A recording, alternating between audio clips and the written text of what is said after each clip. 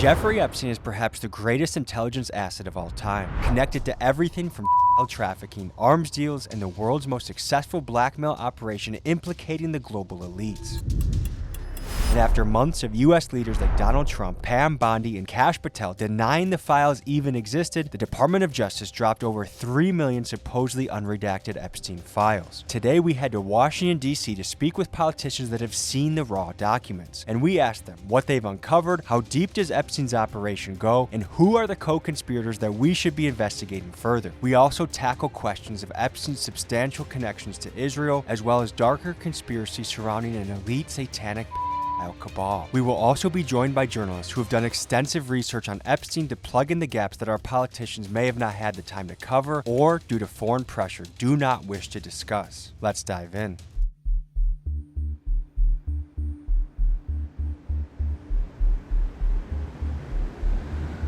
We're just outside the White House. There's chaos around here. There's lots of news reporters, protesters. Our greatest ally, Benjamin Netanyahu, just got to town. And right now, the American public is finding out some of the contents of the unredacted Epstein files. And what we're learning is making us sick that some of the most powerful, influential men on the planet and in our country are involved.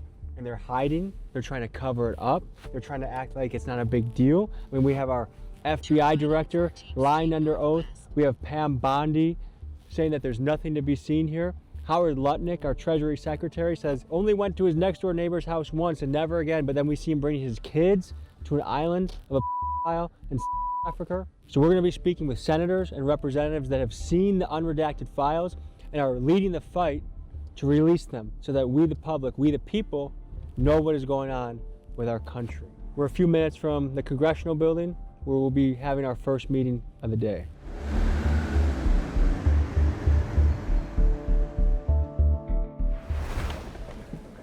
Hello, hello. You just got back from the DOJ. Did you get your hands on unredacted files?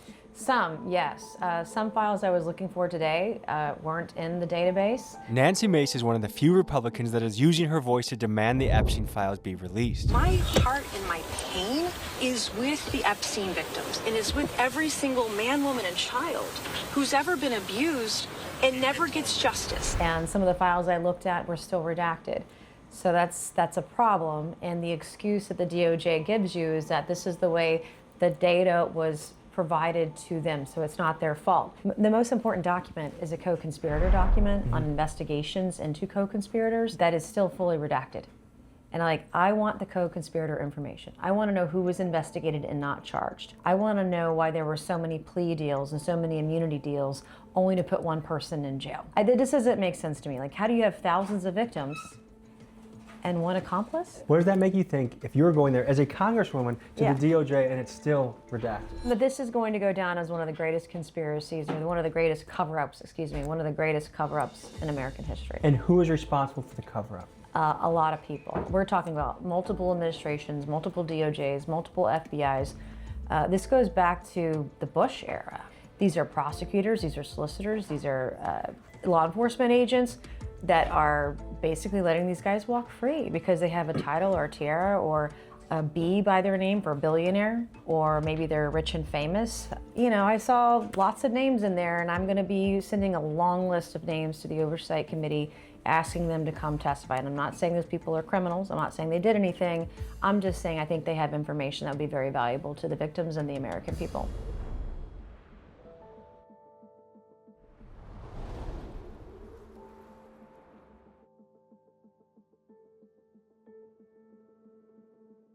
We are on our way to the Department of Justice. We're going to be interviewing a congressman fresh after he sees the redacted files.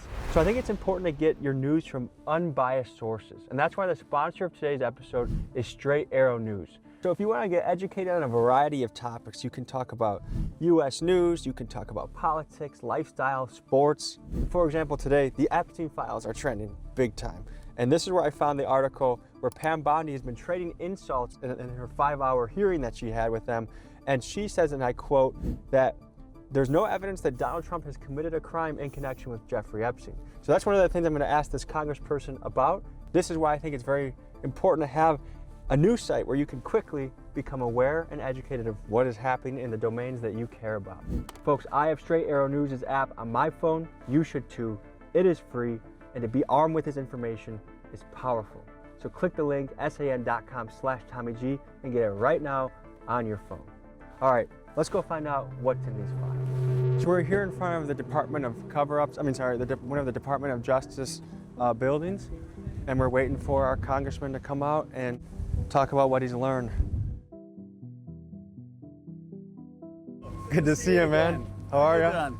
Khanna, alongside Thomas Massie, is the man spearheading the bipartisan push to have the files released. We catch him as he's exiting the DOJ fresh from seeing unredacted documents. Here's what he found out. Tell us about what you saw in there and what the access you got. It was the second time I was there.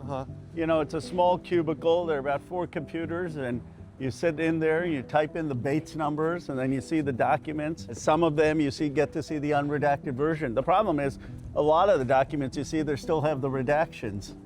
And you know, the question is really, who are they protecting? Why are they covering up some of these men, and why were these files scrubbed in March at the FBI? Senator Durbin claims his office was told that the FBI was pressured to scrub through volumes of Epstein-related documents and to, quote, flag any mentions of President Trump. Right now, guys, I think we're in an extreme moral predicament in this country, and I don't care. We need to forget Democrat, Republican, and realize that this is actually something that can unite us, the people back home. I think we all have very common things that we want. We want our government not to be having sex with children and covering up for the people that are. We want affordable housing. We want health care that works for us. We want politicians that tell us the truth.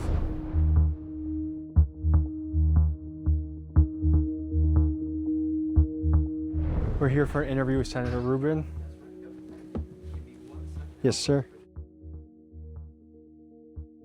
Just this week, we've had unredacted drops start coming out. Did you get the impression that guys like Mike Johnson were trying to delay this as much as possible? Yeah. This is Ruben Gallego, a former Marine and current Arizona senator, and he's one of the key figures from the Senate pushing for the release of the documents, and here is his take on what's unfolding. We'll give credit where credit is due, right? When the vote actually happened, the Republicans voted for it.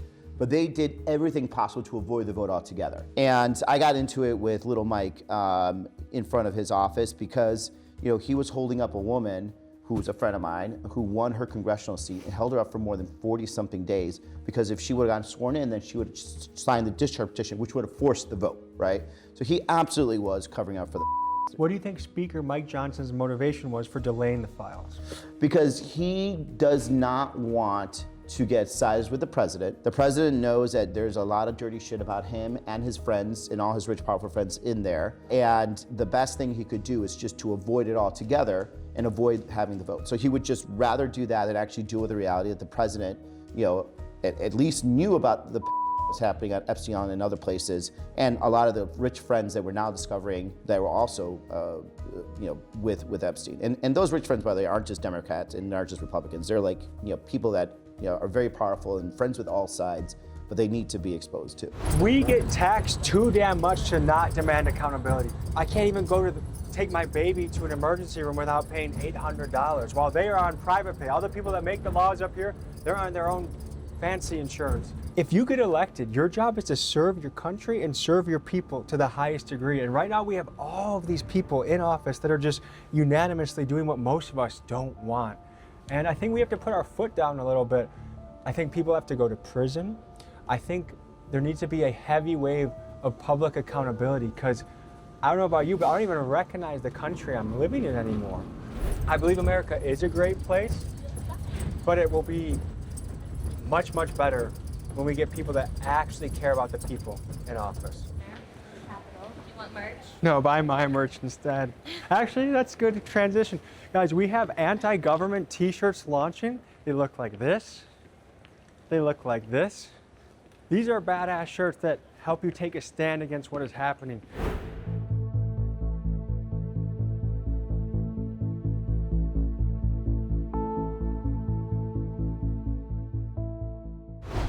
Howdy. Hello. How are you? Good, good. Tommy. Yeah. This is Eric Swalwell. He's a representative and currently the front runner in the California governor race to take over as Gavin Newsom runs for president. Eric has questioned both Kash Patel and Pam Bondi under oath, and here's what he had to say about that experience. The Epstein files. Yeah.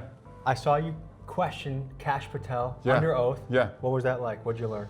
I mean, world-class bullshitter, 24-karat liar to Congress. And that's what I started Bondi with today, which is I asked Kash, I said, how many times was Trump's name in the files? It sounds like if you don't know the number, it could at least be 1,000 times. Which It's not. leads me- It's not. Is it at least 500 times? No. Is it at least 100 times? No. Then what's the number? I don't know the number, but it's not that. Do you think it might be your job to know the number? My job is to provide for the safety and security of this country. And it turns out I should have started at like 38,000, right? Folks, what's said about President Trump in this latest file release is concerning. Representative Ted Lieu said that the files contain allegations of Donald Trump children. Donald Trump threatening to children. However, Trump has interpreted the release of these files much differently, and when asked about it, he said 3 times within 20 seconds, I have nothing to hide. I've been exonerated, and I've been totally exonerated, and I've been totally exonerated. Needless to say, it will be interesting to see whether U.S. presidents mentioned in the files like Clinton and Trump will ever have to submit to further investigation. I didn't start high enough, and so I just wanted the Attorney General today to understand the reason so many of the survivors were present and pissed is because the last time someone from the Department of Justice came, they were lied to. A lot of Americans are suspecting that our FBI director lied under oath. He absolutely lied under oath, and that the punishment for lying is what they are trying to do against all of their enemies. And I'm just saying, just tell us the truth right now. Do you think it's possible that the director of the FBI, Kash Patel, lied under oath? I think it's possible. And what is the punishment for lying under oath? Well, it's a crime, so punishable with prison time. To say that there's no evidence in those files is just a flat-out lie. The reason they know they can lie under oath is because they are anticipating this president to give them a pardon. I guess first of all, let's just clear the air. Did you visit the island? No. Okay. This is Mark Kelly, a former NASA astronaut and a current senator from Arizona, and he's on the short list of Democratic candidates who may run for president in 2028. Here's what he had to say about this Epstein drama.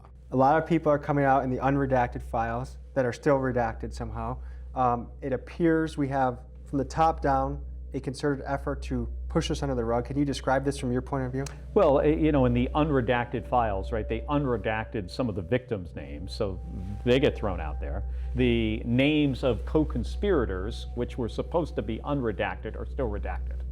So they couldn't even get this straight. And we now have the ability to go over to DOJ and log on to some kind of computer. They have like 4 terminals for 535 members of Congress. So they're making this purposely difficult to do? I think so. So then the question people have is, who actually committed the crimes? You named 6 guys recently. Right. That should be investigated further. Sultan Ahmed bin Sulayem, CEO of Dubai Ports World. Leslie Wexner, who was labeled as a co-conspirator by the FBI. And there are more names I found today that I'm going to ask if those redactions were appropriate. Can you speak to how this current administration seems to be covering things up? Well, I will tell you, it's under the Trump administration that this information is coming out. Biden didn't do it, Obama didn't do it, Bush didn't do it. So I want to give a lot of credit to the president for signing this into law. Would you put Trump on that list? No, I would not. I mean, Trump is exonerated in the files. He got rid of Epstein out of Mar-a-Lago. I mean, he called law enforcement, he talked to the FBI, he talked to the police. I mean, he was like the only whistleblower. Back in the early 2000s, I mean, that was Donald Trump. Yeah, and I think they're keeping people hidden, right? And remember what Kash Patel said a number of years ago that, Donald Trump was only like in there, like, I don't know how many times he said. It was a small number of times. It's in there tens of thousands of times, mentions.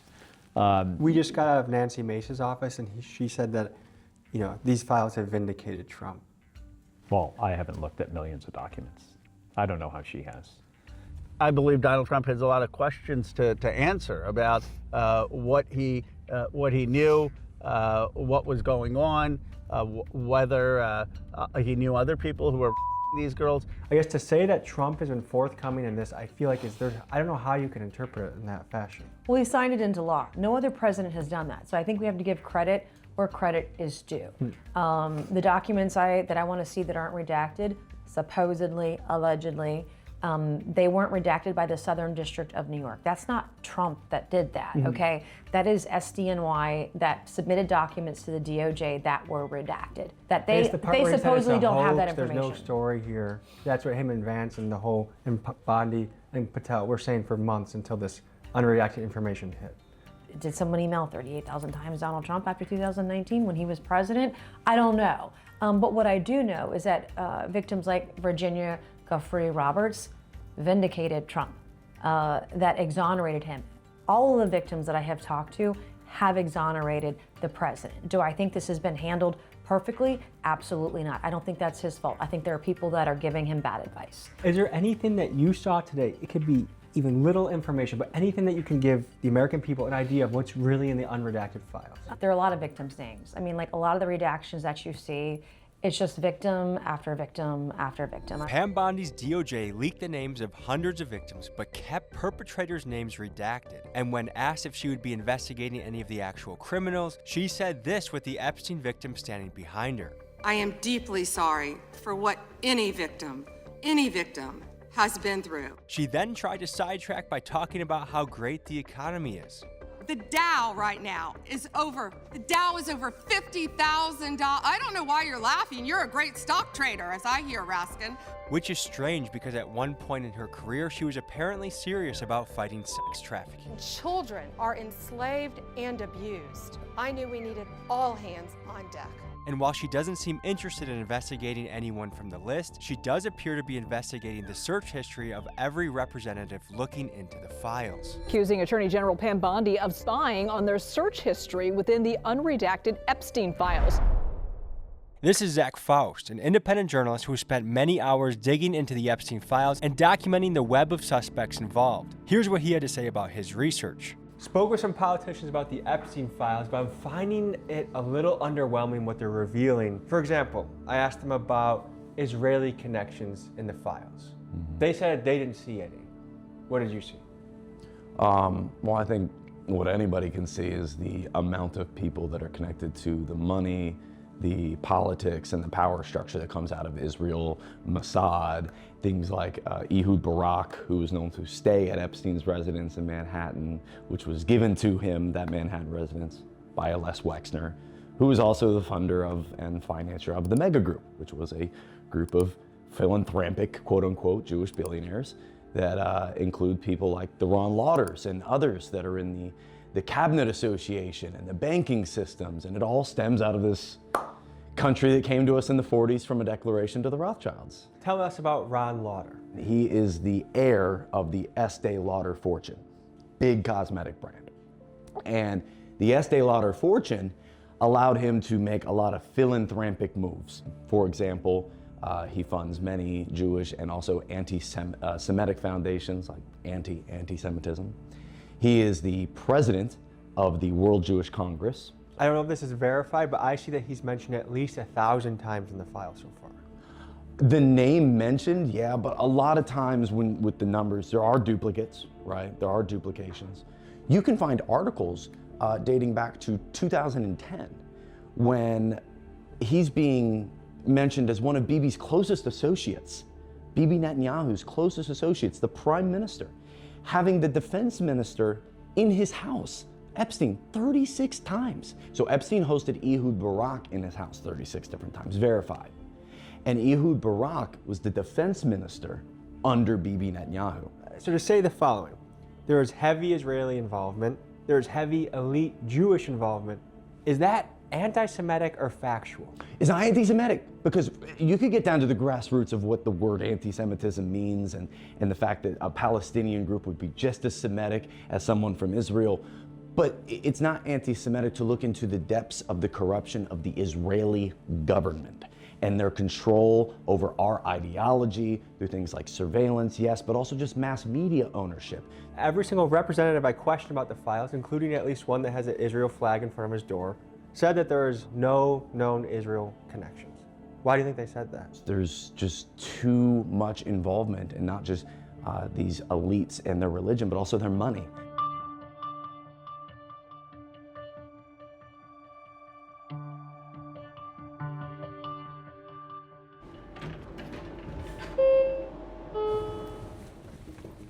you. Oh, man.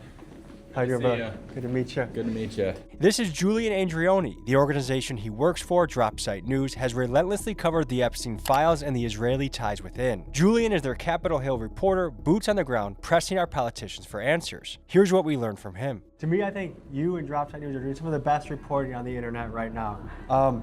You've been covering the Epstein files extensively. If we've talked to representatives and we're not learning anything new that we haven't already seen online. No? They're not talking to you about it? No. Is that your experience as well? I wouldn't say they're teaching us anything new. My boss over at Dropsite, Ryan Grimm, has been writing. Who's the man, by the way? He is the man. He's been writing a lot about it, and that's where we're finding out a lot of new stuff. Obviously, the DOJ has vast majority of the documents still redacted, even for members of Congress who've been invited to go read the unredacted versions, and so that's unacceptable pursuant to the Epstein Files Transparency Act. It's illegal, and so they're violating federal law, and I think that people who violate federal law should be prosecuted. My worry is that a lot of the representatives are going to steer this into a particular bucket. Mostly they're going to make it about Trump or a small group of people, and they're going to miss some of the bigger picture things like the arms dealing, the potential baby sacrifice, the Israeli connections. What should people know about what's really going on in the files? So I think that your analysis at the beginning there is correct. I think that placing the blame on Trump entirely is convenient for folks who don't want to talk about some of the broader developments regarding intelligence, regarding foreign policy aims. I think that a lot of this was in service of a broader worldview. Folks who think that they can operate a pseudo-state and manipulate intelligence agencies that are supposed to be serving the people of a certain country that duly elect representatives to the halls of Congress, and I think we have the Epstein class and the Davos class sort of manipulating that to serve their own foreign policy aims, and newsflash, but they are not a government, so they cannot do that. Dropsite News has frequently referred to the people involved in the files as the Davos or Epstein class, and their theory is that Epstein is not merely a CIA or Mossad operative, but actually a level above. The kind of global elite as kind of organized around that Davos conference, or this Davos crew out there. Right. The CIA, it's more properly understood that CIA works for them. And Jeffrey Epstein was an integral player in that Davos set. Meaning that Epstein's true purpose transcended the interests of any single one nation. It appears he was an asset used to advance the agendas of a transnational elite, and if this sounds like a conspiracy theory, just look at the files. They contain literal receipts of the Rothschilds hiring Epstein for a $25 million contract. What about Israeli connections in the files? We have covered that. And how, as you and Dropsite have analyzed these files, are there Israel connections that we should be talking about? Yes. I've had DMs calling me hateful and anti-Semitic for connecting Epstein to Israel, but take a look at this. Dropsite News reporting shows that DOJ documents confirm that, quote, security equipment and alarms were installed, as well as specialized surveillance equipment. And tell me in the comments if you think I'm crazy for thinking that Israel might have something to do with the Epstein files. Jeffrey Epstein was extremely close friends in his personal life with former Prime Minister Ehud Barak. He was using that relationship and using his relationships to other governments to manipulate foreign policy aims that he was interested in. He negotiated a back channel between the Israelis and the Russians during the Syrian civil war in order to install a new government in Syria. That was on behalf of Israel. Negotiated arms transfers to certain countries like the Côte d'Ivoire, Mongolia, Nigeria, other countries in Africa and in that region of the world. I'm not saying necessarily that he was working for Israel. And is it possible that he was working with a few different intelligence agencies and that he was kind of a broker to the highest bidder or to the best friend? Yes, and that's he gave possible. information. He was not a strictly Mossad operator. No. Let's talk about the Israelis. I think a lot of young people are really interested in the Israeli angle to this. Can you speak more about that? We just have no information until, that's why we need to go through the classified information in terms of what his connection was to our government's intelligence or foreign government intelligence. But unless you go and actually see those classified documents, there's no way of knowing, and only a president can order someone to do it. And I think that there are unanswered questions, and they should get the truth out there. A big question a lot of Americans have is conspiracy theories that we thought were so far out. Pizzagate, satanic rituals. Yeah. It seems like if you read some of these files that these are possible theories to investigate now. What have you seen directly looking at these files? Oh, look, I think some of those conspiracy theories are not true. What I can tell you is through the files is that there is clear evidence that Jeffrey Epstein underage girls. There's clear evidence that other people were involved in the rape of underage girls. And there's clear evidence that a lot of our nation's elite and global elite showed up to these islands and the ranch knowing that underage girls were being paraded naked or being raped. And you don't have to buy into conspiracy theories, which are not, in my view, true, to believe the fundamental point here, which is that there are 1,200 survivors who were denied justice, were treated as disposable, and the country's elite looked the other way. Is there anything new that you learned in the last hour or so, even the littlest tidbit that you can break to the American people? One email is about Epstein was dressing up as Jesus because while he was raping or committing assault on these underage girls. And it's just a level of sadism that is incomprehensible. I guess in the category of people that are either should be investigated or what they were doing. Is it satanic rituals? Are they sacrificing babies? I didn't see any of the satanic stuff. The shrimp, the pizza, the grape soda, a lot of those emails, it just wasn't what you thought it was. And some of the emails about a 10-year-old or an 11-year-old was a female, I believe. I couldn't see the attachment. Presumably it was their child, right? They were sending a convicted pedophile a picture of their kid. I don't know why that is. I haven't seen any conspiracy theories that are true. Anything not more yet. that I'm can not saying say- it's not there. I'm just saying it's not yet. Can it be possible? I hope it's not. But like at this point, we have to investigate everything. And we also have to investigate whether, legitimately, if Epstein was, killed by the government to cover up for, all these rich men. Because there's a lot of questions I think that legitimately we should be asking right now. After you've seen some of these files, do you think these have possibility? Yes. You don't talk about jerky and pizza and cheese and soda pop.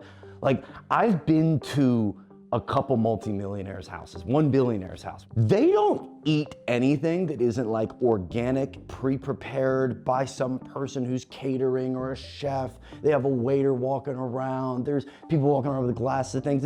I was at a party where there was a line of IVs of like multivitamins. People were plugging into themselves. Like, they take health and longevity extremely seriously. They're not eating Domino's. Folks, as we dig into the files, let's break down the code words used throughout. Innocent-sounding food references have a darker significance. For example, pizza means little girl and pasta means little boy. Another word used frequently is goyim, meaning non-Jew, and Epstein and his network often mock how goyims have to do lower-class things like work to make money or wait in lines, and they express a desire to be in goyim-free gatherings. Now, these revelations are breathing life into the once-dismissed Pizzagate conspiracy. Is it outrageous to say that there are baby sacrifices, satanic rituals being conducted? It is absolutely outrageous to say, but is it false? I would verge on the side of saying no, it's not false, but it is outrageous to say. It's pretty well documented that there was some sick shit happening. And you think it should be under investigation whether people were killing children and eating babies? Yes, but it won't be. Not in my opinion. I mean, a lot of Americans are afraid that no one is going to get in trouble. That's what it feels like right now. No one, let me tell you right now, let me be very straight. No one is going to get in trouble. Nobody is going to go to jail. I promise you, nothing's going to happen. And that in their lies is the problem, which is why we need the Epstein victims to be louder than they've ever been before. And we need to just shove it in the faces of people in power in the federal government until they do something and until laws are changed. I want to circle back to what you just said. You said pretty confidently that you think no one will get in trouble. And I don't think anybody's going to to go to trouble. Why do you think anyone's that? going to jail? Because I have no confidence in the justice system. We have a two-tiered system of justice in America. We have one for the rich and powerful. We have one for everybody else. Nobody's going to jail. It's personal for me because I met these survivors. I get survivors texting me saying, giving me names of people who I should be sending to justice, that they should be investigated. If you really believe in this, you should at least call for Howard Lutnick to step down. Howard Lutnick, our Commerce Secretary, whose sons are facing allegations of profiting big time off the very tariffs their dad helped create, the guy who just got caught lying about his ties to Jeffrey Epstein, and the same man who eventually had to admit he didn't just go to Jeffrey Epstein's island, but he brought his kids there? Yeah, this guy might need some further investigation.